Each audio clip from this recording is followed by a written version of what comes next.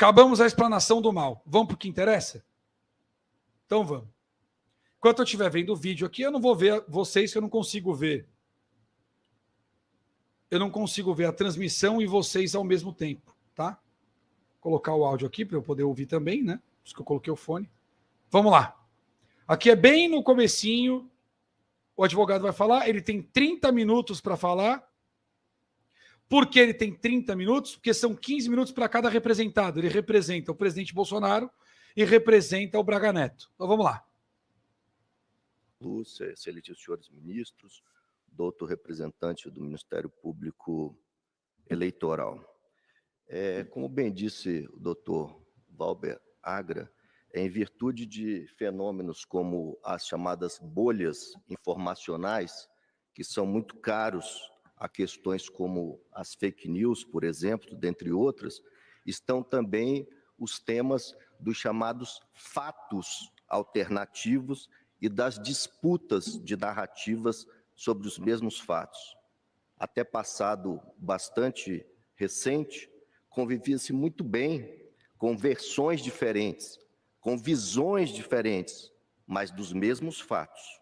Isso é próprio da democracia em sentido substancial. É bom que seja assim e sempre foi assim. Filtros artificiais de verdade têm tisnado, todavia, esses consensos democráticos verdadeiros e colocam em xeque, sim, conquistas civilizatórias e instituições republicanas. É justamente esse o caso. O julgamento em debate é representativo desse tipo de disfunção nada serviente da boa democracia e do verdadeiro Estado democrático de direito, como bem disse o ministro Marco Aurélio, onde os fins não justificam os meios. No Estado de Direito, ritos e solenidades não podem ser flexibilizados em nome de nada, na mira de nenhuma finalidade pretendida de antemão, notadamente de natureza política. É por meio dele, devido ao processo legal, é por meio do Estado democrático de direito que se infunde justamente racionalidade, imparcialidade e equilíbrio aos atos de poder, inclusive aos atos de poder do poder judiciário. Todo mundo entendeu o que ele falou aqui? Esse eu deixei na íntegra, não cortei nada, tem um motivo.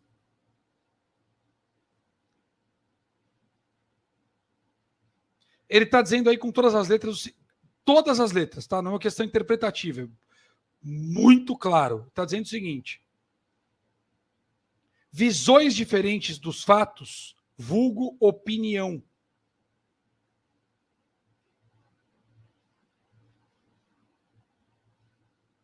Ele está dizendo a opinião é própria da democracia. A visão do fato, as múltiplas visões dos fatos, são próprias da democracia.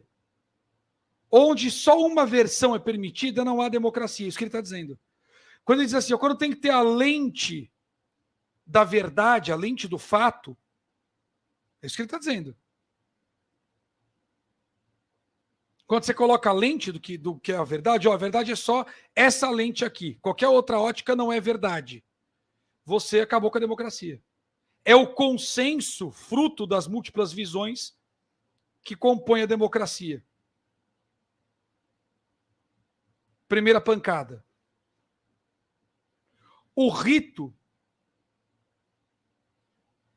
ritos jamais podem ser flexibilizados. Bom português. Tem que seguir o devido processo legal. O que é o devido processo legal? É como se define o cumprimento da lei. É o cumprimento da lei e da lei que define o cumprimento da lei. Entendeu? Quando ele fala devido processo legal, o que é isso? O que é esse negócio de devido processo legal? É o processo da lei aplicado da forma correta, que respeita os seus direitos. Direito à ampla defesa, o acesso do advogado aos autos, a presunção de inocência, a equidistância do juiz, não pode ter mais proximidade de um lado que do outro, a tal da isonomia. Não há crime sem lei que o defina previamente. Ninguém é obrigado a fazer ou deixar de fazer nada que não esteja em lei. E por aí vai, né? O que é a presunção de inocência? Você é inocente até que alguém prove o contrário. E não é culpado até que você se prove inocente, né? Esse é o devido processo legal. Mais coisa, mas para simplificar. São os direitos, deveres e por aí vai. Quando ele diz assim, ó, os ritos não podem ser flexibilizados, ele está dizendo, você não pode furar o devido processo legal, querido. Ó, você não pode dizer que só uma visão é verdadeira e o resto é falso, e você não pode fazer nada à revelia da lei, fora da lei.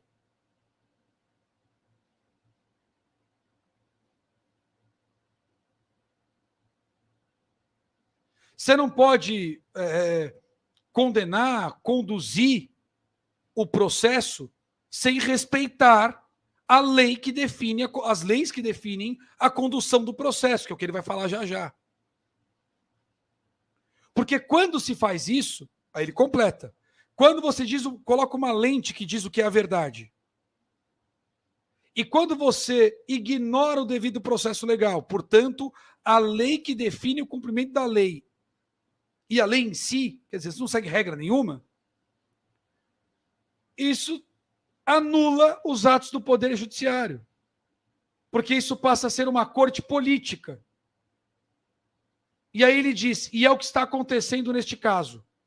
Então ele não só definiu o que é uma corte política, não só ele definiu o que era uma pressão ditatorial, antidemocrática, como ele afirmou categoricamente que o TSE está fazendo isso neste processo. Logo no começo.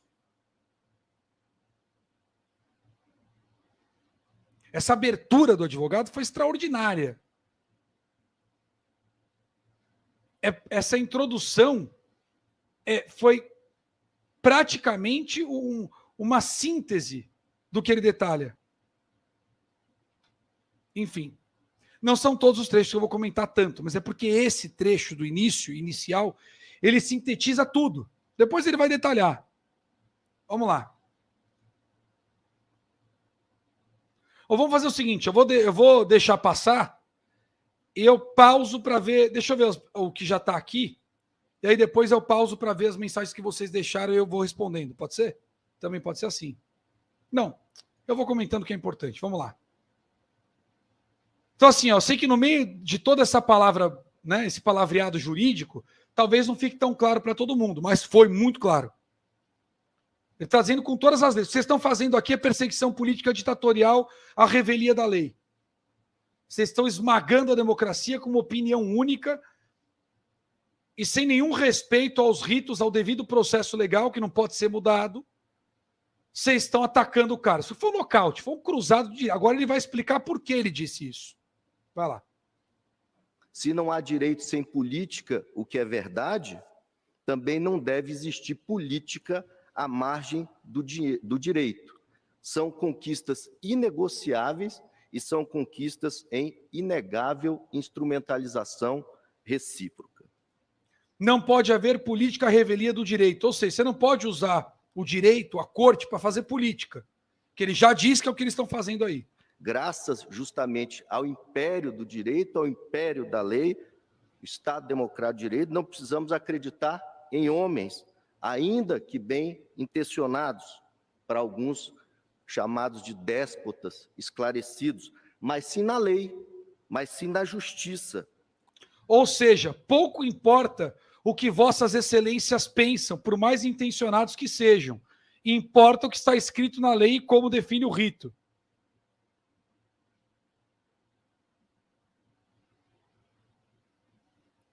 É isso que ele está falando.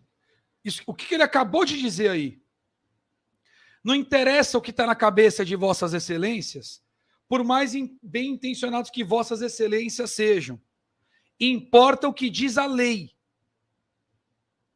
Nós não temos que confiar e acreditar ou não no que pensam os homens, o que pensam vossas excelências. Vulgo, dane-se o que vocês estão pensando. Não estou nem aí para a sua opinião. Você é livre para falar. Mas você não é livre para aplicar a sua opinião, você tem que aplicar a lei. É isso que ele está falando. Como acesso à ordem jurídica justa. Com todo respeito ao ilustre advogado que me antecedeu na tribuna, não está em julgamento, como quer se fazer crer, o bolsonarismo. Não se está a arbitrar uma disputa sangrenta, imaginária, entre a civilização e a barbárie. Não está em julgamento, mesmo porque o Tribunal Superior Eleitoral é um tribunal, não é um parlamento, não é um colégio eleitoral. Não está em julgamento, portanto, aqui, nesse processo, a validade, por exemplo, de um processo de direita para a vida política da nação. Nada disso está em julgamento, não pode ser assim. Está em julgamento a reunião com os embaixadores, a vida muito antes do início do período eleitoral e das eleições, em julho de 2022, em que o presidente, sim, talvez num tom inadequado, ácido, excessivamente contundente, fez colocações sobre o sistema eleitoral brasileiro. Ou seja, toda a abobrinha que vocês falaram aqui por meia hora, falando de política, de democracia, de ataque, de não sei o quê, de não sei o que lá, não tem a menor relevância, porque o fato a ser avaliado aqui é a reunião. O fato a ser avaliado aqui é a reunião e o que foi dito na reunião. E por falar em reunião e no que foi dito, aí ele segue. Sobre aprimoramentos necessários sobre o sistema de colheita de votos. A impropriedade da via eleita, excelências, é patente. Patente. São tipos que, num escrutínio severo, isso seria legítimo, teriam o condão de gerar multas, ou por descumprimento do artigo 36, ou por descumprimento do artigo 73, ambos da lei das eleições. Multas, aliás, nos moldes de tantas que foram aplicadas pelo próprio Tribunal Superior Eleitoral em casos rigorosamente semelhantes. Não é preciso ter uma memória prodigiosa para relembrar que multas foram aplicadas pelo TSE ao próprio investigado, ao senador Flávio Bolsonaro, ao deputado Nicolas Ferreira, à deputada Carla Zambelli, dentre outros. Multas por falas de conteúdo desinformacional. Pelos mesmos fatos em julgamento, ministro Alexandre, o presidente Bolsonaro já foi multado. Representações, não AGES, representações do PT, do PCdoB, do Ministério Público Eleitoral e do próprio PDT, sobre os eventos, sobre a reunião com os embaixadores. Em julgamento conjunto, o tribunal, inclusive, aplicou a multa de R$20 mil a Jair Messias Bolsonaro. O que ele está dizendo aqui? Olha, pela lei, o que vocês podem fazer pelo conteúdo do que ele falou, antes, muito antes das eleições, quando ele diz muito antes das eleições, está dizendo, ó, não tem como enquadrar como abuso eleitoral, foi antes. E se for pelo conteúdo, conforme os artigos, diferente dos antecessores que não falam lei, ele diz, ó, pode-se aplicar multa pelo artigo 36 e 73. Ele dá a lei, qual artigo? Ó, os artigos tais e tais, para esses casos, prevêem multa. E quem diz que prevê multa para esses casos não sou eu, são vocês. Porque para essas mesmas falas, para esse mesmo conteúdo, vocês, não eu, ano passado, aplicaram multa de R$20 mil. Não só para o presidente, mas para outras pessoas que disseram as mesmas coisas. 2 pesos e uma medida? Então, segundo o entendimento de vossas excelências, essas palavras, essas afirmações, ainda que contundentes, ainda que voluntariosas, no ano passado, se enquadram nos artigos 36 e 73, que prevêem apenas a multa. E agora, para as mesmas falas, para o mesmo fato, vocês querem revogar os direitos políticos? Como assim? Então, a primeira coisa que o advogado fez, ele pegou toda a fumaça política e dissipou, ligou o ventilador. Tchau. Agora vamos falar do fato? Então, para o fato, olha o que vocês mesmos disseram, e nem precisa ter uma memória brilhante, ano passado sobre os fatos. que é só multinha. E ó, até o valor vocês deram um exemplo, 20 mil. Não sou eu que estou dizendo isso, não. Foram vocês. E não só para o Bolsonaro. Bolsonaro, para o Nicolas. As mesmas falas. Só para lembrar vocês. A imprensa internacional estava vendo isso aí. Beleza? Porque o TSE convidou para ver. Só para constar. Em um momento em que saiu matéria na Inglaterra dizendo que o Biden influenciou nas eleições no Brasil. Quer dizer, dizendo que ele influenciou no país para proteger a democracia. Essa é a informação oficial. Mas vulgo influenciou, isso é interferência. Independente das boas intenções do governo estrangeiro, um governo estrangeiro interferiu nos processos políticos internos do país durante as eleições. Em algo que, segundo a legislação americana, pode até derrubar o Biden. E a gringaiada está vendo ele dizer isso aí, que eu estou contando para vocês. Entendeu? Segue o jogo. Mas há mais. Perceba-se que o PT, que se preocupou em impugnar com muito método, com muita verticalidade, diga-se de passagem, em elogiar a passagem, cada centímetro da caminhada eleitoral da campanha bolsonarista, não ajuizou a AIGE nesse caso, nem o diligente Ministério Público Eleitoral. Multas que foram aplicadas a pedido da esquerda. PT, PCdoB, e que vocês aplicaram, de 20 conto. E o mesmo PT, em momento nenhum do ano passado, abriu qualquer AIGE. O que é AIGE? É ação de investigação na Justiça Eleitoral. AIGE. AIJE. É o inquérito. Beleza? É a ação de investigação na Justiça Eleitoral. Eles não questionaram isso em momento nenhum do ano passado. Então, depois de eles terem pedido multa, depois de vocês terem aplicado multa, depois de eles não terem pedido para enquadrar em revogação de direitos políticos, depois de vocês não pedirem para enquadrar, ele vai mostrar que na lei não enquadra, mais para frente. Agora vocês resolveram tirar o direito político? Como? Se o próprio PT não viu isso. Se o próprio PT pediu multa e se vocês aplicaram a multa que eles pediram. Nem os demais candidatos, nem os demais partidos, porque não quiseram, porque claudicaram, não. Coube ao PDT, antes de deflagrar do período eleitoral e muito antes das eleições, manejar uma ação de investigação judicial eleitoral por fatos amoldáveis aos tipos da representação do 36 ou do 73 da Lei das Eleições. Uma ação que, nos termos da lei, se presta para apurar não o uso, mas o abuso do poder político, o abuso do poder econômico e o abuso dos meios de comunicação, inclusive na internet, por construção judicial recente do TSE, e que exige gravidade para sua condenação. Todos nós aprendemos que, em direito, o nome que se dá às coisas é totalmente irrelevante. A natureza jurídica das coisas não advém do nome. Uma reunião com embaixadores é uma reunião com embaixadores. A vida em prédio público? A vida em prédio público.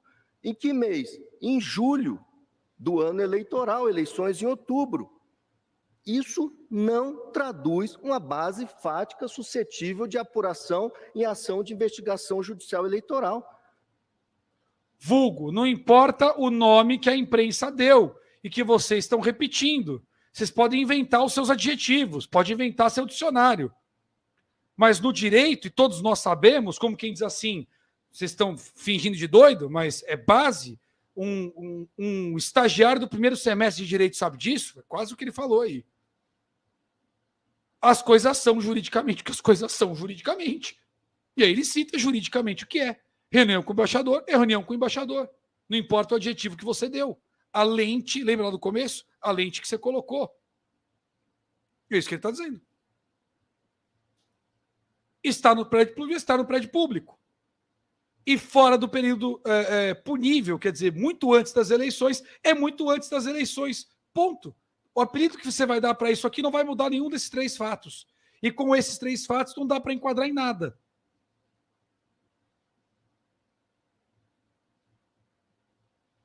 Se o presidente queimou a largada em matéria de propaganda, que se lhe aplique a multa do 36. Se o presidente fez uso indevido de um prédio público, que se lhe aplique a multa do artigo 73 da Lei das Eleições. Mas o PDT, numa espécie de esquenta eleitoral, como naquelas escaramuças que antecedem os verdadeiros combates, optou pela AIGE, como se houvesse discricionariedade técnica no trato dessa matéria, como se fosse possível tergiversar com a tipologia das ações eleitorais e com a cientificidade desse ramo do direito. Como se fosse possível mudar o que está tipificado, definido na lei, discriminado na lei, trocando o nome das coisas, fabricando palavras. Como a esquerda faz? Despiora, ataque ao sistema eleitoral. Mas o que vale é o que está tipificado na lei, é a natureza jurídica, não o que você quer. Como é que tá tipificado lá esse negócio? É isso que ele está dizendo. Não está, então acabou, amigão. Se não está tipificado na lei, o que você pensa, como ele falou agora há pouco, não faz a menor diferença. Direito se faz com a lei, não com adjetivo. Não com adjetivo.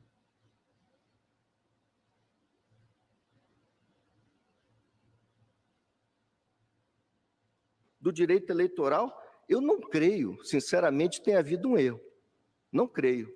O que se deu na espécie foi o uso indevido da justiça eleitoral como plataforma política de propaganda antecipada, de acesso artificial à mídia, como forma de catapultar uma candidatura cambaleante, que jamais decolou, como vitrine eleitoral, aqui sim, em flagrante desvio de finalidade, no uso da ação e batendo as portas do Tribunal Superior Eleitoral. Uma ação impostora. Quem usurpou, quem cometeu abuso de poder, ele está falando, foi o PDT, que tinha uma candidatura falida e abriu uma investigação eleitoral onde cabia a multa. Para criar fato midiático e dar visibilidade para a campanha do PDT. E aí, já no período eleitoral, portanto, não antes, mas já no período eleitoral, para ganhar visibilidade usando a máquina pública. Criou uma AIGE onde não cabia e sabia que não cabia, é isso que ele está dizendo, durante o processo eleitoral, para figurar nas capas dos jornais e catapulta, e lançar, jogar para frente, arremessar uma campanha que estava morta, que nunca decolou, que nunca saiu do chão.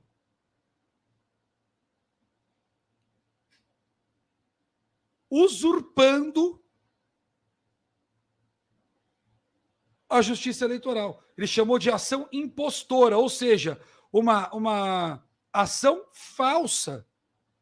Propôs uma ação ilegal, sem base na lei. Quase que um estelionato jurídico. Para traduzir melhor, não é esse o termo, mas é basicamente isso, uma ação impostora, uma ação que não existe, que é falsa, para ter impacto midiático.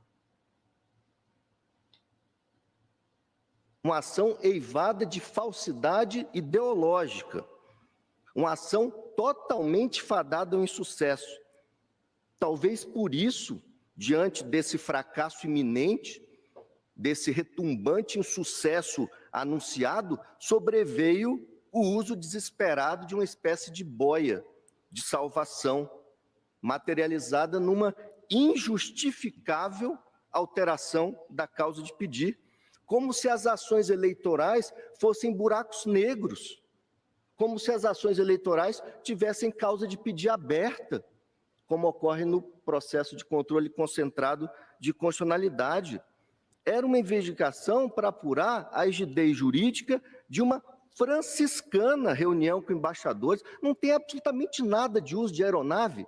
Tem café, pão de queijo, sanduíche, suco, tem nota fiscal de R$9.000.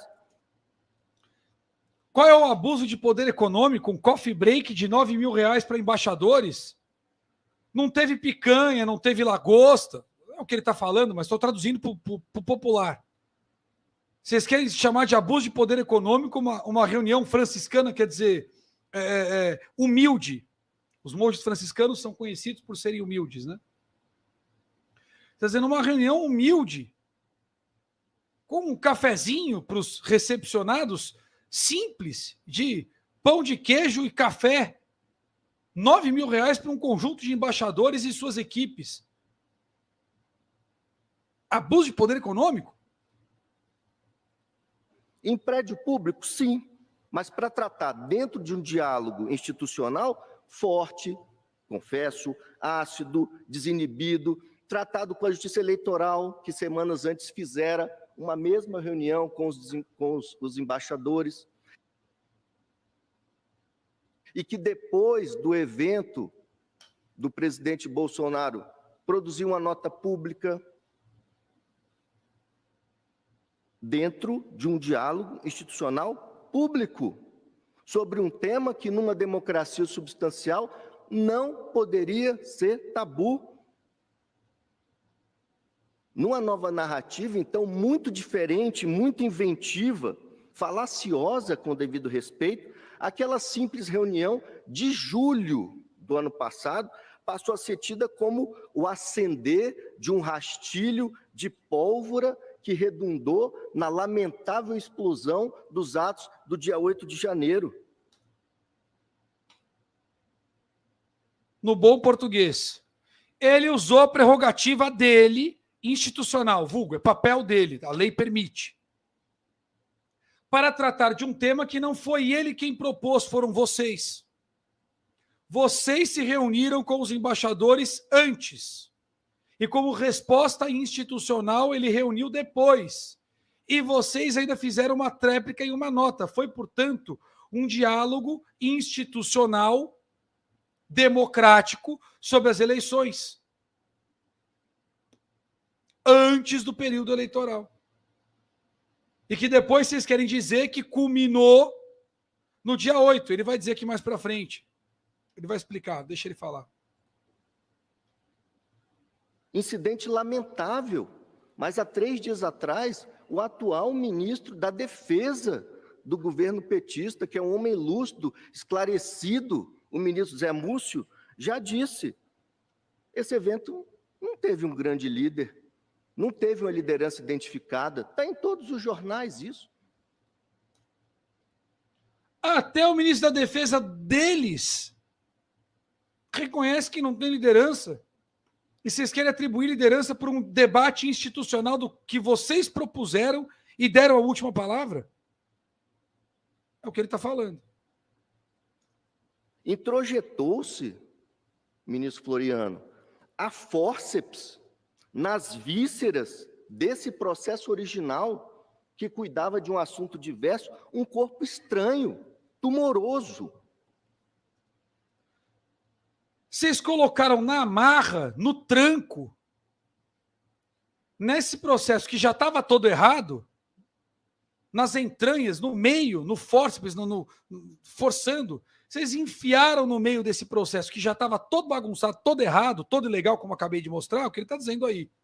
Vocês colocaram no tranco um fato que não tem nada a ver com a história, um corpo estranho. Fatos que, por sua natureza, poderiam até ensejar novas investigações nos tempos processuais adequados. Você pode até investigar se quiser, mas não aqui. Você pode até investigar se quiser, querido, mas não nisso. Isso não é para isso. Para traduzir no bom português. Esse processo trata de outra coisa. Mas para traduzir, fazer uma analogia aqui. Você pode até fazer um feijão, mas não na panela que está cheia de arroz. É outra panela, querido. E no tempo devido. O arroz leva um tempo para ficar pronto e vai certos ingredientes. O feijão leva outro tempo para ficar pronto e vão outros ingredientes. Não dá para fazer feijão na panela cheia de arroz. Nem arroz na panela cheia de feijão. Cada rango na sua panela. Cada investigação no seu processo e no seu prazo. Vocês não podem pegar a suspeita de vocês sobre o dia 8 e enfiar numa ação eleitoral no tranco que trata de uma reunião institucional que foi em resposta à reunião que vocês fizeram. É o que ele está dizendo aqui. Um jurista está ouvindo isso quando ouve esse cara falar.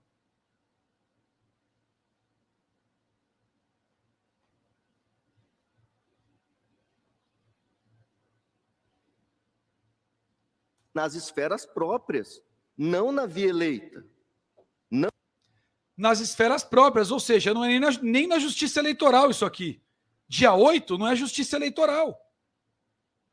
Não com aproveitamento de processo instaurado para finalidade diversa. Não com exasperação do prazo decadencial, já que AGEs têm que ser intentadas até a diplomação, no ano passado, 12/12. Não na justiça eleitoral, não para finalidades e propósitos extrajurídicos. Como é que vocês podem pegar um negócio que não é punido pela justiça eleitoral, que é o dia 8 de janeiro, que aconteceu, portanto, quase um mês depois do final do prazo para investigação na justiça eleitoral? Quando é o último dia que você pode fazer? Dia 12, está falando aqui, ó. 12/12 é o último dia para você entrar com recurso, para abrir uma AGE, para incluir fato.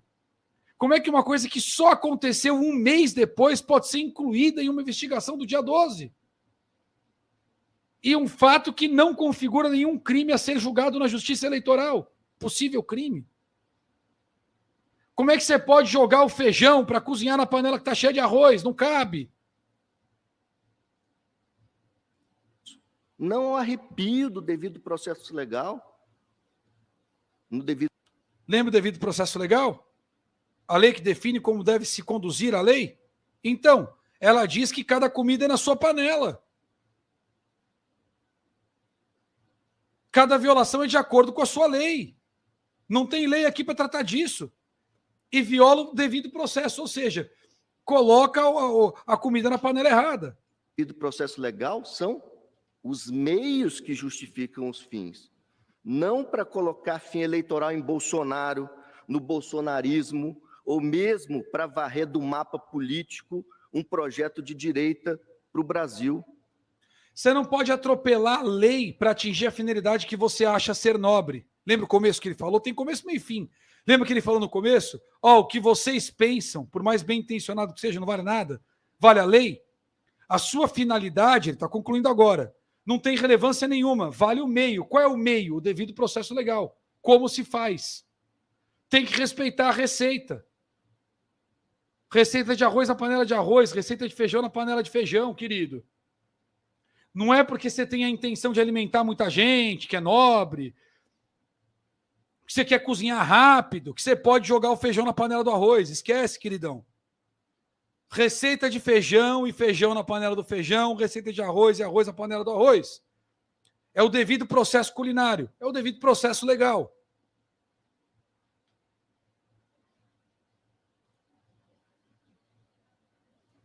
De acordo com esse desenho inicial da causa, a defesa, ministra Carmen Lúcia, ofereceu contestação, produziu provas, e a causa de pedir delimita o contraditório.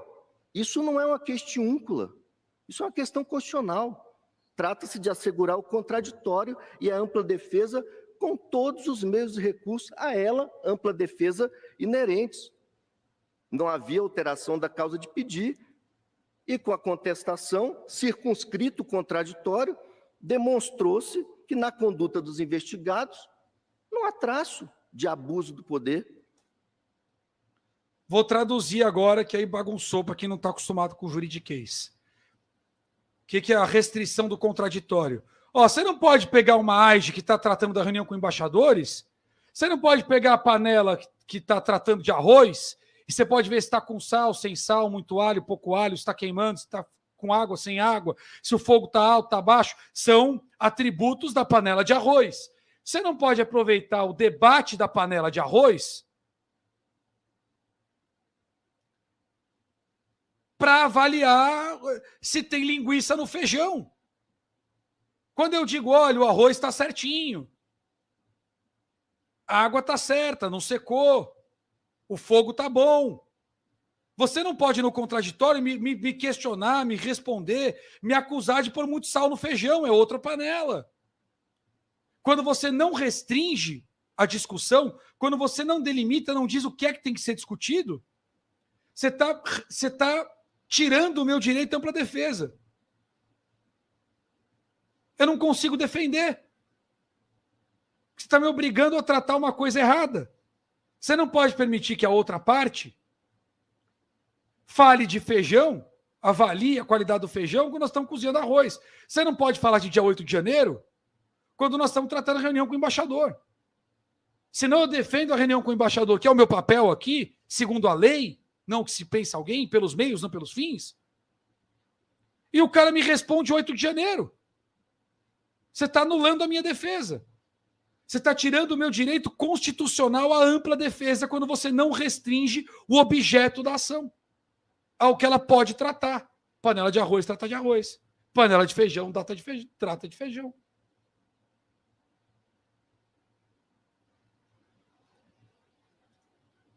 O ato foi eminentemente de Estado, foi institucional e oficial, fazendo uso do artigo 84, 7 da Constituição Federal.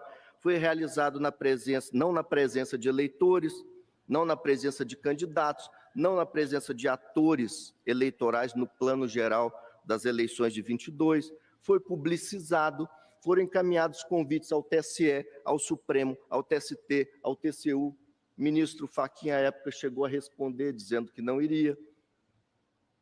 Foi despido de gravidade, notadamente para os fins alusivos a esse tipo de ação que a AGE e o ministro Benedito, no dia 8 de dezembro de 22, a Excelência acabou de pontuar isso no relatório, proferiu uma decisão de saneamento, de organização do processo, fazendo, inclusive, alusão ao processo da chapa Dilma Temer. E na parte final, Sua Excelência diz, em bom português, que a controvérsia fática recai sobre as circunstâncias em que a reunião foi realizada. Não o 8 de janeiro. Isso não é desdobramento de uma reunião com embaixadores, com todo respeito. Já tinha se iniciado a instrução probatória, ministra Carmelo, já tinha sido ouvido o depoimento do chanceler Carlos França em dezembro, antes do surgimento dos fatos. E o processo não caminhou para trás para refazer esse depoimento. Aqui sim há um cerceamento do direito de defesa. Isso não é documento novo, essa minuta de estado de defesa, isso é um fato novo.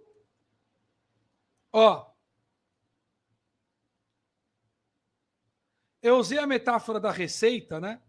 Cirota estava sugerindo aqui usar chapéu na cabeça, sapato no pé. Mas por que eu pensei em usar culinária? Porque o que ele mostrou agora? E por falar na panela certa, cada coisa no seu lugar, chapéu na cabeça, sapato no pé, a receita, a lei, a receita do arroz, foi seguida à risca. Refogou no tempo certo, convidou todo mundo para ver a panela, colocou a quantidade prevista de água, a quantidade prevista de arroz, monitorou, está dizendo ali, chamamos vocês para participar do contraditório, foi publicado, não foi na presença de eleitores, e vocês não sabem, claro, né? Ninguém aqui é advogado, mas ele não está tirando isso da cabeça dele, ele está citando todas as previsões legais para esse tipo de evento. Está citando a receita. Nós cumprimos a receita rigorosamente. Usando outra analogia, chapéu na cabeça, tênis no pé, e por falar em tênis no pé, passamos o cadastro certinho, como manda na lei. Amarrou direitinho, como manda na lei. Com meia, como manda a lei. De forma pública, como manda a lei. E segundo vocês mesmos disseram, inclusive hoje aqui, ministro, missão dada, missão cumprida, tapinhas no rosto, Benedito Gonçalves. Segundo Vossa Excelência mesmo acabou de dizer aqui, no dia 8, Vossa Excelência reconheceu que o fato em questão era reunião. Era tênis, não chapéu. Era o arroz e a receita rigorosamente cumprida e não feijão, que só foi para o fogão em 8 de janeiro. Tudo dentro da lei. De 13 de janeiro do ano seguinte. Essa decisão foi submetida a referendo, sim, ministro Benedito. Mas é preciso relembrar que contra esse acordo há um recurso extraordinário, já hospedado aos autos, e que pode, a tempo e a modo, a depender do resultado, guindar a matéria ao elevado crivo do Supremo, porque a matéria é constitucional. E aí vieram, em dispersão do escorço litigioso, 3 investigações. Não só vocês estão violando o devido processo legal, não só vocês estão violando as prerrogativas constitucionais, não só tornam esta casa, o TSE, uma casa de perseguição política, como com base no que eu acabei de dizer, na sua citação do dia 8, do dia 13,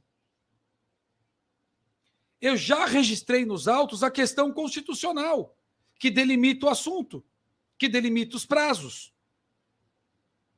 E se Vossas Excelências insistirem nessa agenda, não só colocarão em descrédito o TSE, como também a Suprema Corte, porque eu vou subir esse assunto para o STF. Porque é uma questão constitucional que está sendo violada aqui. É o que ele está dizendo. Evento com os embaixadores em si mesmo, a realização pelo investigado de uma live em 2021 e uma entrevista televisiva daquele mesmo ano, além dessa minuta. Se não bastasse colocar fato futuro depois das eleições, sem nenhuma relação direta com a reunião em si, sem embasamento, sem fundamentação legal, sem receita para jogar nada na panela, sem instrução para resolver o tênis ou o chapéu, seja lá o que for. Se não bastasse pegar fato futuro, vocês também pegaram fatos do passado. Ano anterior às eleições. 2021. Live de 2021. Vocês estão incluindo nessa AIGE, que trata da reunião ministerial que seguiu da reunião com embaixadores que seguiu a receita. A instrução, como queira. Para a qual vocês também querem incluir um fato futuro. Não tem limite isso aí? O que mais vocês vão colocar aqui? Vão jogar uma pasta de dente na panela? Como é que vai ser esse negócio? Que loucura é essa? Vieram vários documentos aos autos, todos estão relacionados nas alegações finais, nos memoriais distribuídos ao elevado escrutínio de Vossa Excelência, mas tem um interessante. O ministro Benedito oficia o atual chefe da Casa Civil do governo petista, Rui Costa, e diz assim: vasculhe tudo que há aí nesse ministério, em todos os ministérios, sobre esse evento, a bem da verdade material. E contra essa decisão também tem um agravo regimental, Sua Excelência, com absoluta fidedignidade, anotou isso no relatório, que pende de julgamento, com exame postergado para essa ocasião. Se não bastasse tratar de chapéu para calçar os pés, ou tênis para calçar a cabeça, se não bastasse querer falar do feijão, que foi para a panela depois, quando o assunto é arroz, depois da troca de governo, essa corte, esse fiscal, ainda mandou o novo ministro vasculhar para ver se achava alguma coisa nova. Se não bastasse a quebra do devido processo legal de incluir coisas novas fora do prazo até aqui, ainda mandou procurar mais. O que também tem agravo, ou seja, o que também está errado, e que eu também já questionei, e que se seguir também vai para o STF. para essa ocasião. No caso Dilma Temer, com todo respeito, a situação não é semelhante, a situação é idêntica. É idêntica. Havia referência na petição inicial de Caixa 2, e o tribunal disse: não podem ser levados para dentro do processo os achados posteriores relativos às investigações da Lava Jato. Ou seja, o caso da Dilma Temer não é parecido, é idêntico. Porque não importa o que você está cozinhando na panela, ou se é tênis de correr ou chuteira para jogar futebol, se é um chapéu de boiadeiro ou um boné. Quer dizer, não muda a instrução, não muda a receita, não muda o fato. Calçar os pés é calçar os pés. Calçar a cabeça é calçar a cabeça. A AIGE da Dilma, no exemplo que ele está dando aqui, seguindo as duas analogias que fiz, não tratava de arroz, tratava de macarrão, e vocês não deixaram incluir o refogado de chuchu. Não pode. Só que essa panela aqui é para tratar de macarrão, não pode botar o chuchu no meio. Como agora não pode botar o feijão no meio. Ó, isso aqui é para tratar do pé, tá calçando o pé. No caso da Dilma. Não pode colocar o chapéu no meio. É a mesma coisa agora, tá tratando do chapéu, não pode botar o sapato no meio.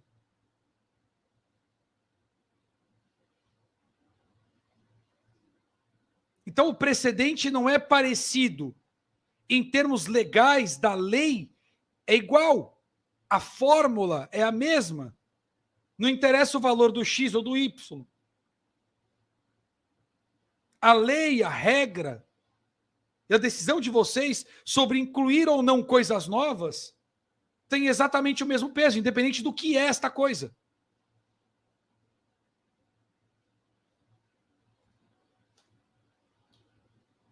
É idêntica a situação. E se disse naquela ocasião: na apresentação serão apreciadas as provas produzidas até a estabilização da demanda, de modo que é somente o rol daqueles fatos, com a exclusão de quaisquer outros, preliminar acolhida para afastar os elementos ou fatos que extrapolam. Ou seja, só do que tratava a AIGE da Dilma especificamente, e afastou qualquer outra coisa que não fosse o assunto. Restringiu direito à ampla defesa, trata do tema específico. Não é o que vocês estão fazendo aqui. Estão pegando coisa da frente e de trás, que loucura é essa?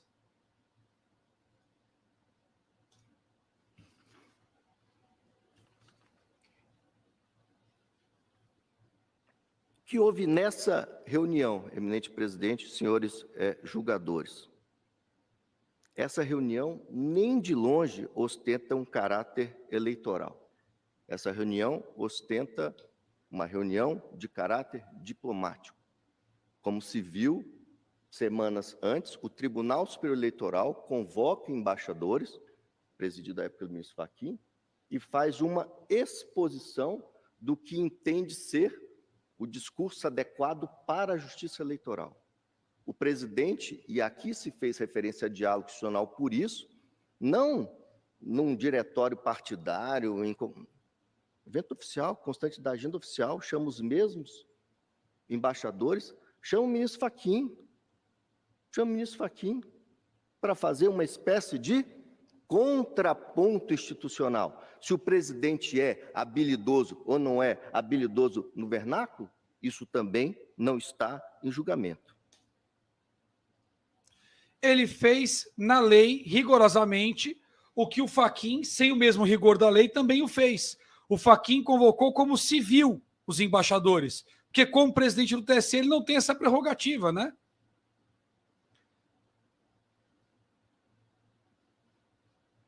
Chamou para mostrar o que ele entende ser a abordagem correta para o Tribunal Superior Eleitoral. E o presidente da República, no uso das suas atribuições em agenda oficial. O que significa agenda oficial? Traduzindo aqui para o bom português. Não é o Bolsonaro quem falou com embaixadores. Foi o chefe de Estado do Brasil. foi na agenda do chefe de Estado e do chefe de governo. Por ser com embaixadores, a lei configura como uma agenda diplomática. No uso das suas atribuições de chefe de Estado, por colocar na agenda oficial, é uma agenda diplomática. Por ter convidado o TSE em uma agenda diplomática de resposta à diplomacia que o TSE não poderia ter feito e fez. Que poderia, ele não entrou aqui no mérito, mas eu acrescento, que poderia ser enquadrado, inclusive, como ataque à democracia. Invasão de competência, invadiu competência do Executivo, não é competência do TSE, ação diplomática. Coloca em risco a imagem do chefe de Estado do país, e o chefe de Estado, segundo a lei, representa o país, fragiliza a imagem do Brasil. Ao avocar para si, a puxar para si, a tomar a prerrogativa que é do presidente da República. No trato diplomático.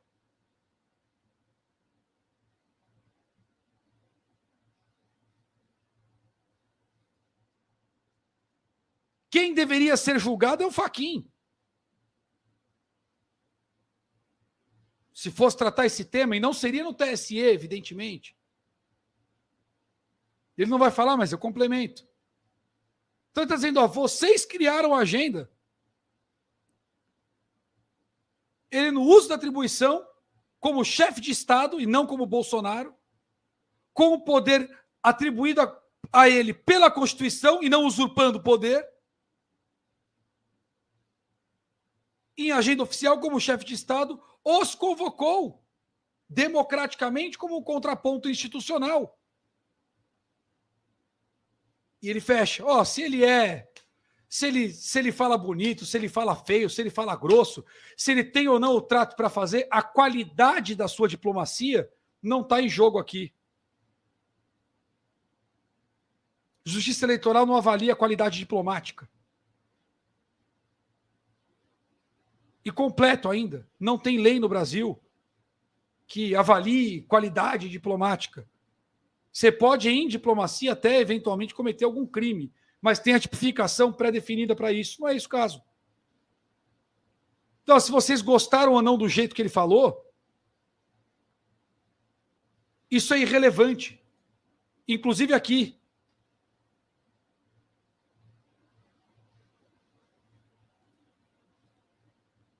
Isso é irrelevante, inclusive aqui. Se ele fala maioria, isso aqui, olha só o problema, é isso aí. Se você não gosta do jeito que ele fala, dane-se. Porque a lei não pauta o seu gosto, a sua avaliação da qualidade dele. Lembra? Os meios justificam os fins, não o contrário. Os meios levam ao fim. Enfim, seguimos. Tudo a demonstrar que se tratava, como se viu, de um ato típico de governo. Todas as testemunhas, que inclusive foram ameaçadas pelo advogado que me antecedeu da tribuna, em uníssono disseram exatamente a mesma coisa. Não tinha nada de eleitoral. Um evento de eleitoral ia ser convidado o ministro-presidente do TSE. Um evento eleitoral que não tem nem o candidato a vice do pré-candidato, não tem um político, não tem um candidato a nada. E o que veio lá da Casa Civil, depois dessa devassa do ministro Rui? Nada. Convites a embaixadores, convites a autoridades nacionais, selos, envelopes, respostas e confirmações de presença, ofícios circulares internos. Não tem nada de uso de avião da FAB, eu não vi nada disso no processo e eu li muitas vezes. Assim como é fantasiosa a inicial, é fantasiosa a narrativa oral que acabei de ouvir. Assim como o objeto inicial não faz o menor sentido, porque não tem base nem em fato e nem na lei, parabéns aos envolvidos, o que o advogado acabou de falar também não tem. Narrativa falaciosa, vulgo mentirosa. historinha mentirosa para boi dormir. É o que ele está falando aqui. Vou falar português claro. Assim como era tudo historinha mentirosa para boi dormir no começo, sem base de fato de lei, como acabei de mostrar até aqui, o que ele está dizendo, também essa história de avião da FAB só está na palavra do advogado, não está no processo, não está nos autos e não tem registro.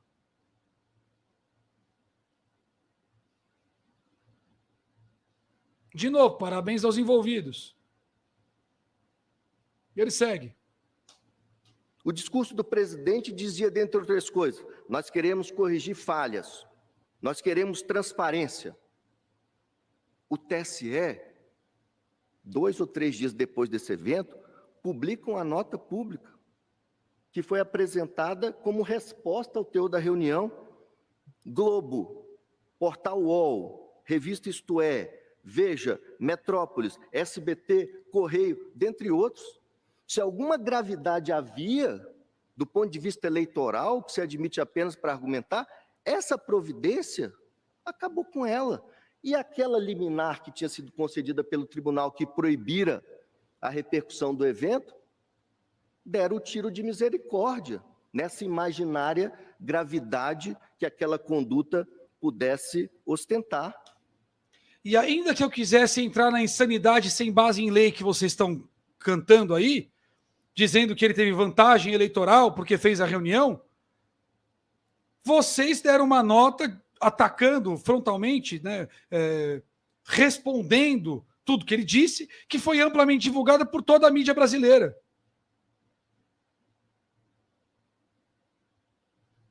Portanto, com inclusive maior repercussão do que o fato originado. No bom português, se vocês estão dizendo que ele teve vantagem porque ele ganhou visibilidade eleitoral porque fez a reunião, vocês atacaram a imagem do cara depois com muito mais ênfase e muito mais impacto do que a reunião que ele fez. Tá aqui, ó, Globo, tal, que não divulgaram a reunião dele, mas divulgaram a notinha de vocês. Se tinha algum ganho, vocês anularam aqui. Você está dizendo que o cara ganhou uma grana? Se ele ganhou uma grana aqui, você deu uma multa e ele zerou a conta.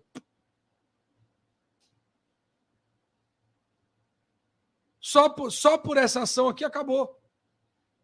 Vocês causaram um impacto eleitoral enorme, se for usar a lógica de vocês.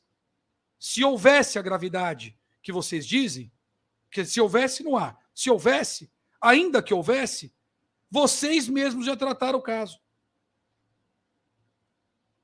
Anularam qualquer impacto positivo, eventualmente positivo.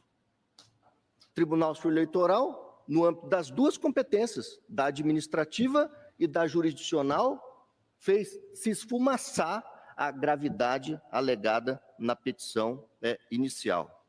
A autora, com todo respeito, sem nenhum pudor, junta esse documento apócrifo, impertinente, sem qualquer conexão com a lide. Os achados que vieram do Supremo, o ministro Alexandre pode me corrigir se eu estiver errado, contém, por exemplo, uma perícia papiloscópica sobre esse documento, dizendo assim, não é assinado, não é datado, não possui identificação, jamais foi tocado por alguém que não o escrivão da Polícia Federal, que fez a diligência e não se ocupou de colocar nem luva de látex, e a advogada que acompanhou a diligência. São as duas digitais que estão nesse documento, que nem merece o nome de documento, porque não é identificado, não é datado. Chegaram a dizer, Tarcísio, você tem participação? Não, tem até erros de português, ministro Carminho.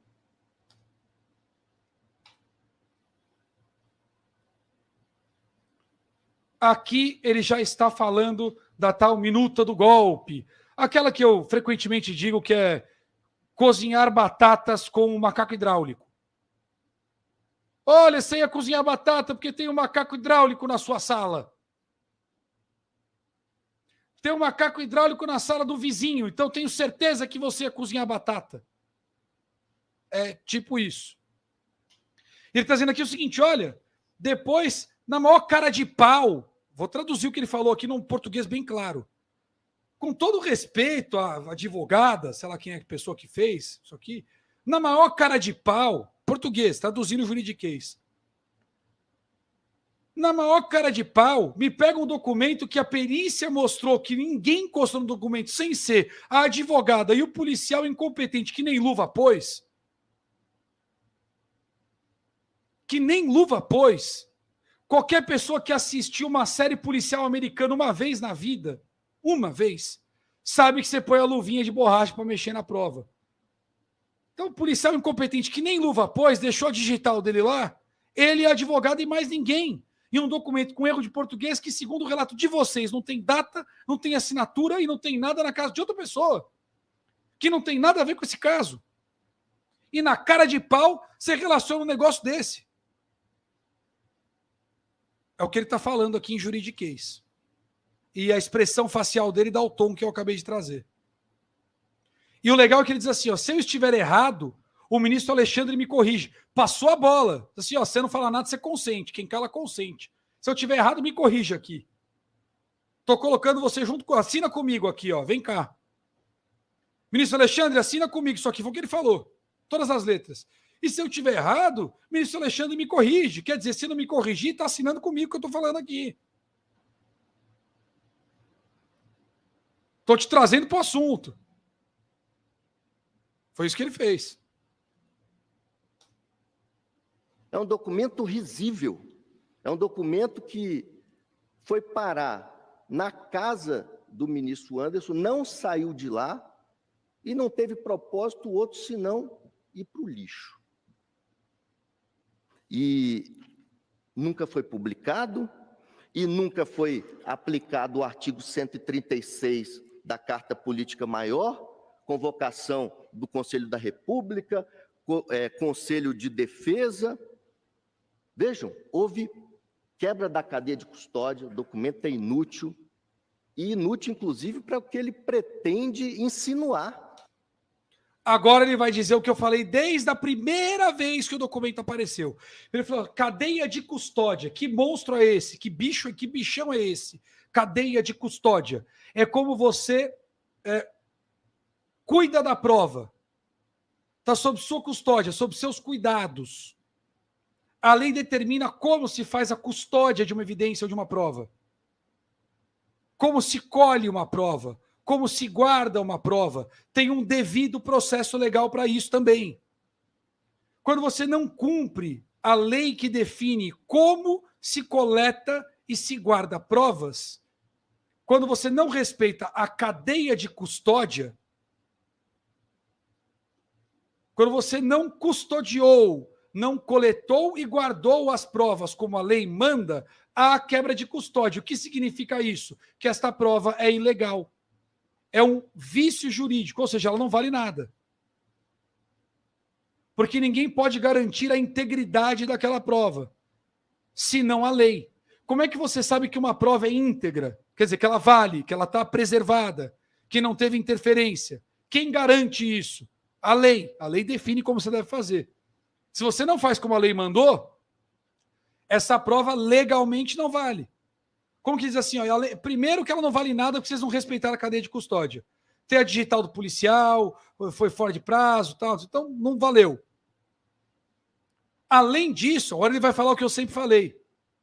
Além de nunca ter sido aplicado o 136, nunca convocou o Conselho da República, nunca fez nada, ainda que quisesse usar, não serve para o que vocês estão acusando. Ele vai dizer agora. Vocês estão dizendo que é para um golpe de Estado e esse artigo não tem esse potencial. Ele vai explicar agora. Que é o que eu sempre falei. Você não pode acusar alguém de cozinhar batatas com um macaco hidráulico, porque não dá para cozinhar batata em um macaco hidráulico. Aquele de trocar pneu de carro. Não tem onde colocar água, não tem como esquentar, não tem como colocar batata, não cozinha. Não dá.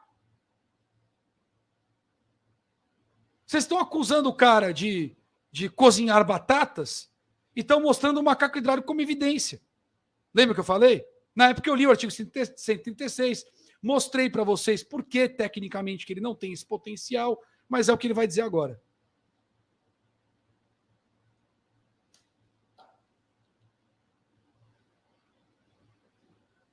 Aliás, pelos mesmos fatos, ministro Cássio,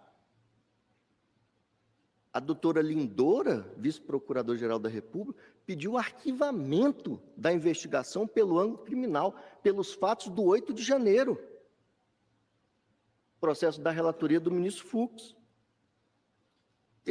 Ó, e não sou só eu que estou falando, não, ele está dizendo aqui. A própria Lindora, quando caiu esse macaco hidráulico lá para ela, ela falou: isso aqui não cozinha batata.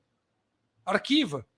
Quando caiu isso aqui para ela, esse rascunho com erro de português, que não serve para nada, que não foi para lugar nenhum, só tem digital de quem coletou, porque coletou errado.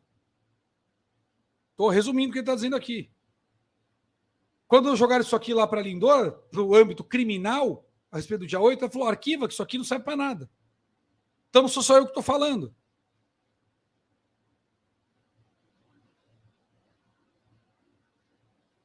Esse documento nunca foi publicado.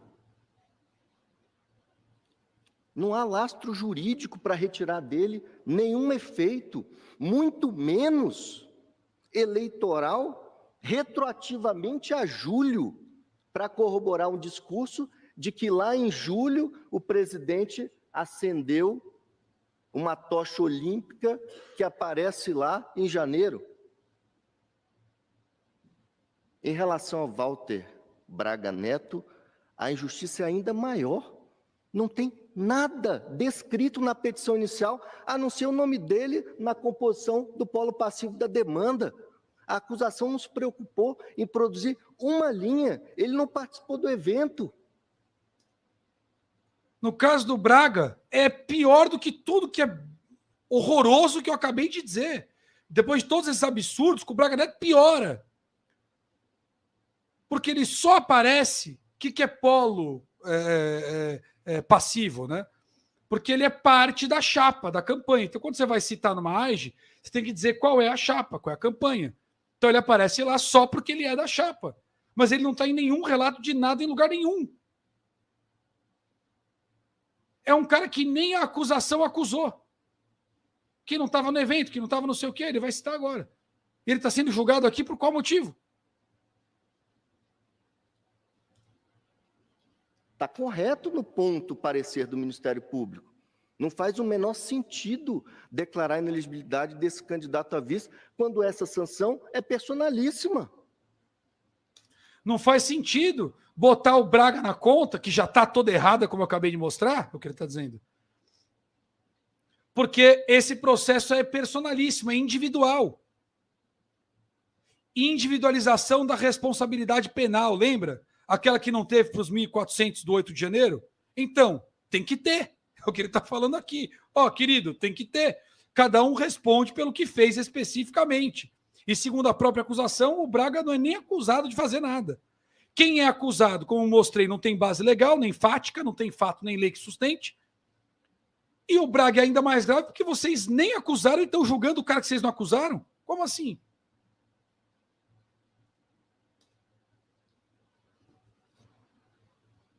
Ainda sobre a gravidade. Tentativa de golpe. Tentativa de golpe. Conectada à reunião com embaixadores. Essa pretensão não dependeria de discursos outros que não os de descrédito da justiça eleitoral? Vocês querem me dizer, vou traduzir, vocês querem me dizer, então, que desconfiar do processo eleitoral é golpe? Não precisa de mais coisa, não? Alguém que pretensamente vai praticar um golpe, vai se preocupar em perder tempo em desacreditar a justiça eleitoral? Em disputar eleições? Longe de estimular quaisquer insurgências após o resultado do pleito, tampouco liderá-las, o investigado entabulou sepulcral e prolongado silêncio nas redes sociais, em evidente recolhimento, tendente a digerir o insucesso eleitoral, numa espécie de ressaca eleitoral, prova cabal da aceitação do resultado eleitoral, apesar do natural descontentamento. No 8 de janeiro, Sua Excelência, o ex-presidente, estava internado em hospital nos Estados Unidos. Liderou A Bader, no quebra-quebra do dia 8 de janeiro, estimulou isso? O cara estimulou com silêncio? Quer dizer que a partir de agora qualquer um que não se manifeste por alguma coisa é culpado por essa coisa? Então, se amanhã a torcida organizada arrebentar a avenida, se você não falou nada sobre isso, você é responsável?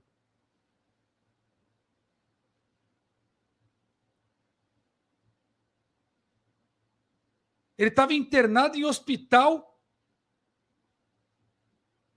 fora do país, depois de ter ficado em silêncio, portanto não se envolveu em nada. Ele é liderança. E isso tem a ver com embaixadores. Reunião com embaixadores. 6 meses antes dos fatos, dos quais ele não participa.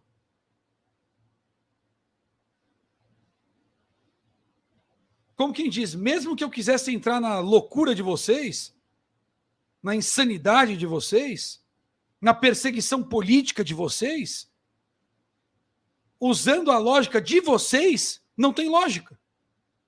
Não tem lei, não tem fato e não tem lógica, não tem coerência.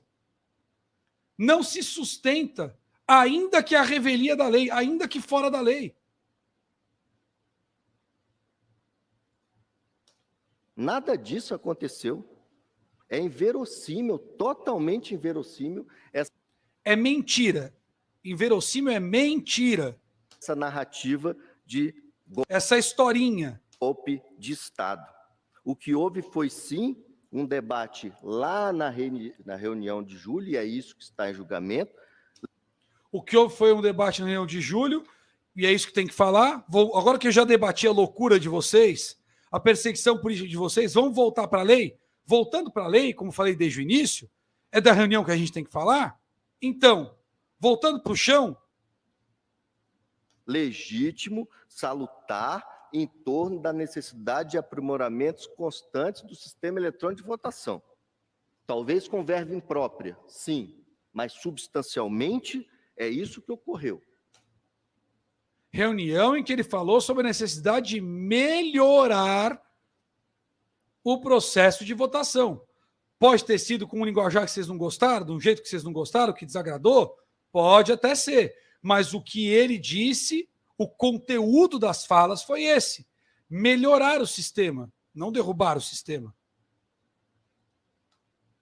Proposta de melhoria na sistemática desse sistema eletrônico de votação. E a questão do voto impresso, presidente, não pode ser tabu. Foi objeto de uma proposta de emenda. O professor Paulo disse isso. E veja, uma emenda que não alcançou a maioria absoluta, mas alcançou a maioria simples. Eu tenho aqui 229 votos a favor, 218 contra.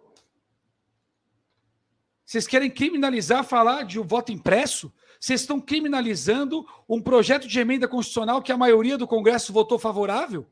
Não foi a maioria suficiente para aprovar, mas a maioria da Câmara votou favorável.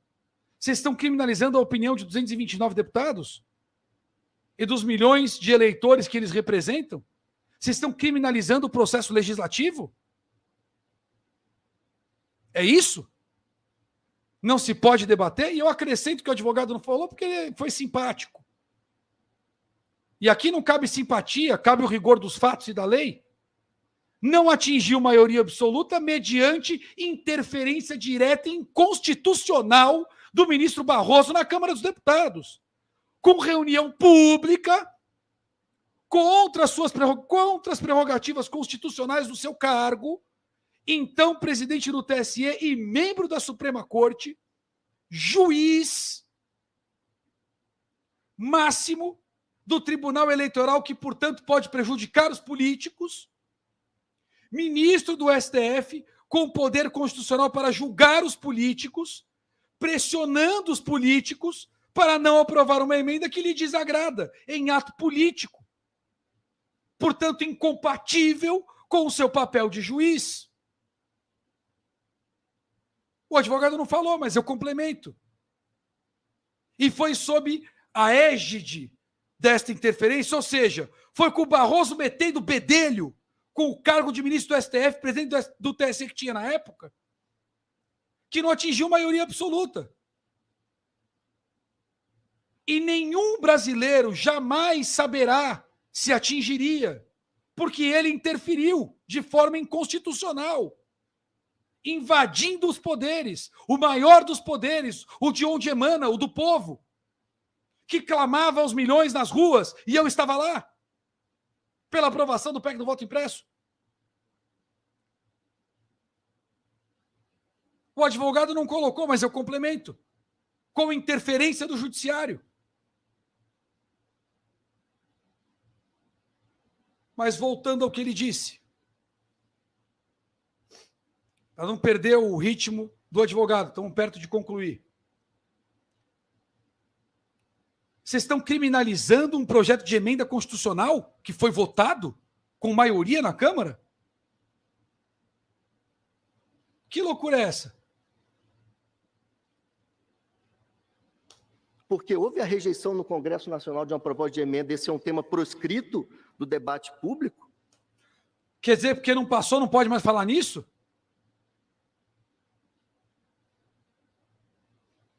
É proibido? Ninguém nunca mais vai poder propor o voto impresso?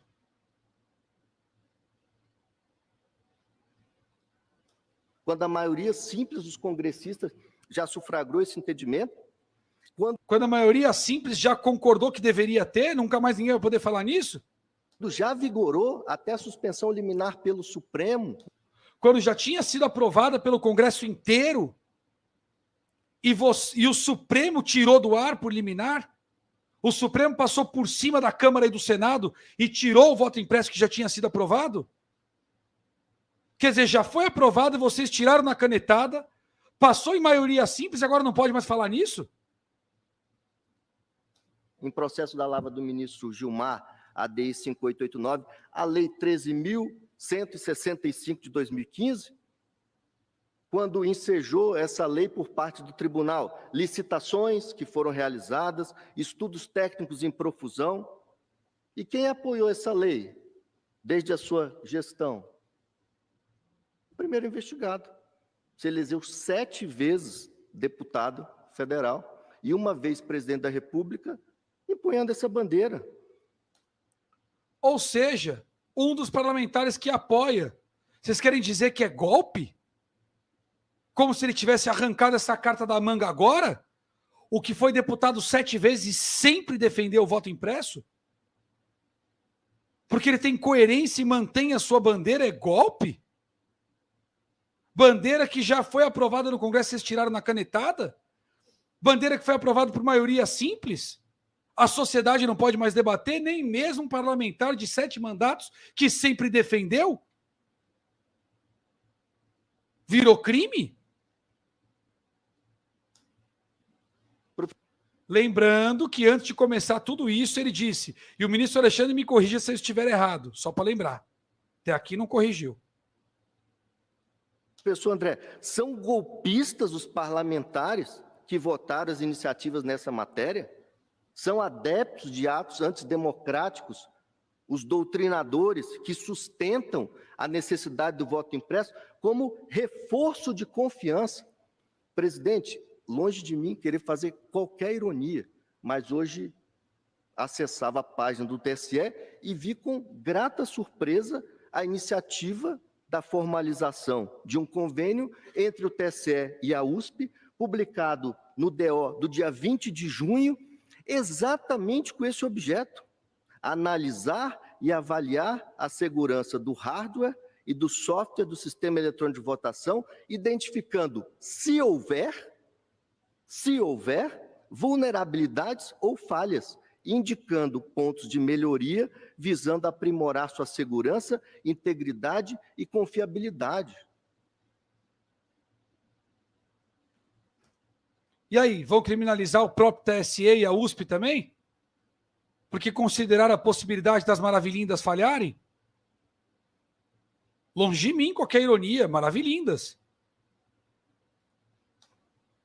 O discurso do investigado nessa matéria, Excelência, vai ao encontro do que pensam milhões de brasileiros, que certos ou errados não tem nada de golpistas. É o que o povo pensa e tem o direito de pensar, isso não é golpe. E mesmo entre os que não gostam do discurso, há brasileiros honestos e leais que dizem: o discurso pode evoluir. E mesmo quem não concorda, se é honesto e leal, se tem decência, diz, o cara tem o direito de discordar. Ao fazer isso, implicitamente, bom, se quem é leal e honesto aceita o direito de discordar, quem não aceita é o quê? Lógica básica. Se ele está dizendo que que entre os que não concordam com o voto impresso, os que são leais e honestos aceitam o contraditório, aceitam quem defende o voto impresso, quem não aceita,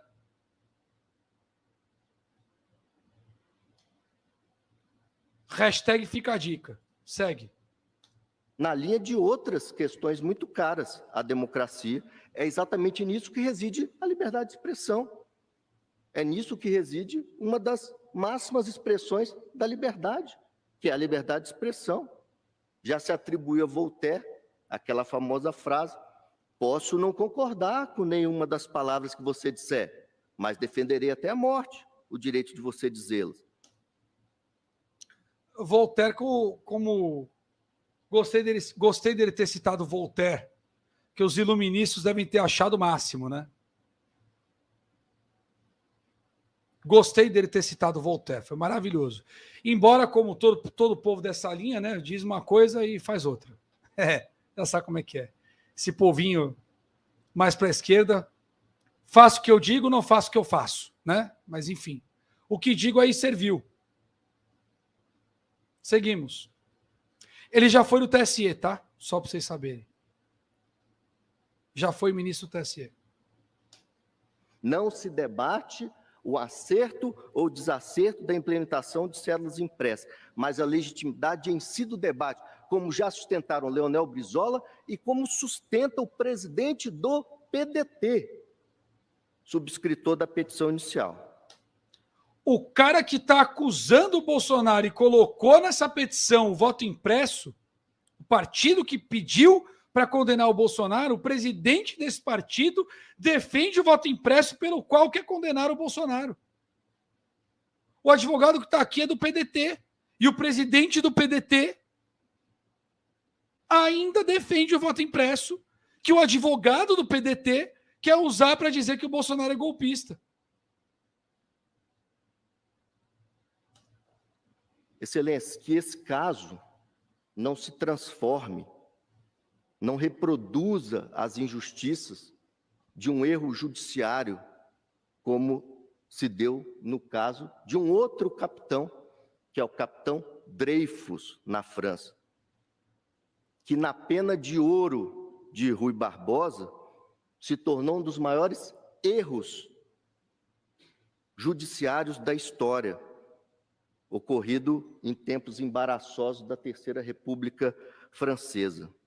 Um caso que, segundo Rui Barbosa, foi baseado em documentos falsos, em manipulação de provas, em revanchismo e imparcialidade da imprensa, em controle da opinião pública, dentre outros, e que configurou, ainda entre aspas, nas palavras de Rui Barbosa, uma vindicta individual, uma condenação rancorosa.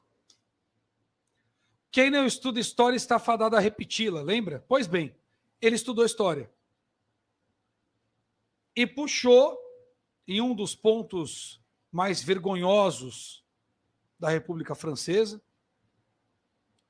o que ele acabou de descrever. Com o amparo da mídia, perseguição política e uma vingança político-social.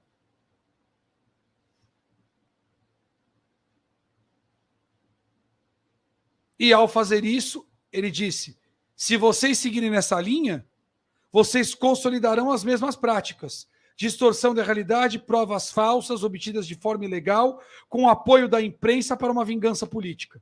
É o que ele acabou de dizer que a corte está fazendo se seguir nessa linha. Com base nessas considerações, agradecendo a distinção, a atenção da Corte, os investigados reiteram o que vertido nas alegações finais. Muito obrigado, presidente. Com base nessa vergonha alheia espetacular que Vossas Excelências acabaram de passar, os acusados de coisa nenhuma, com base em nada, reafirmam, subscrevem, assinam embaixo do que nós dissemos no final do processo, das alegações finais. Obrigado. Bom, se alguém não tinha entendido o juridiquês do advogado Bolsonaro, eu acho que eu consegui trazer popular. Consegui?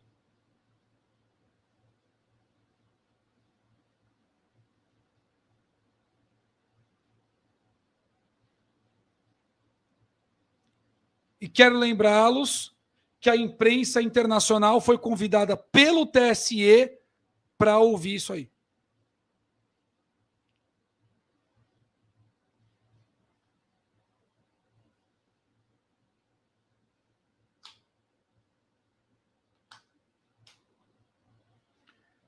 A imprensa internacional foi convidada pelo TSE para assistir o que vocês acabaram de assistir.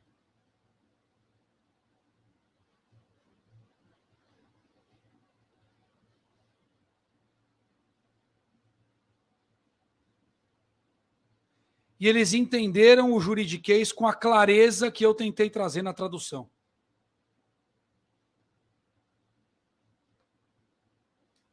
Vocês entenderam porque não dá para aceitar o Bolsonaro inelegível de jeito nenhum?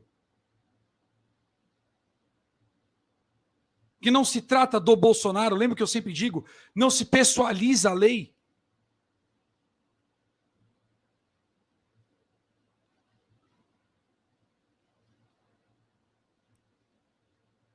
Por que chutaram para frente o negócio? Por que eu disse a vocês no dia, estão buscando uma, no meu entendimento, estão buscando uma saída honrosa?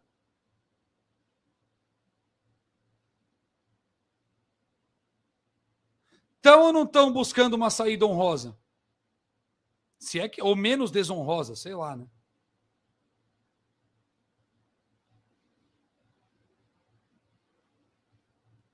A imprensa internacional tentou desvirtuar tudo e não conseguiu. Não até agora. Pode dar um giro. Tentaram de tudo quanto é jeito. Quem está fora do país aí? Comenta aí para mim.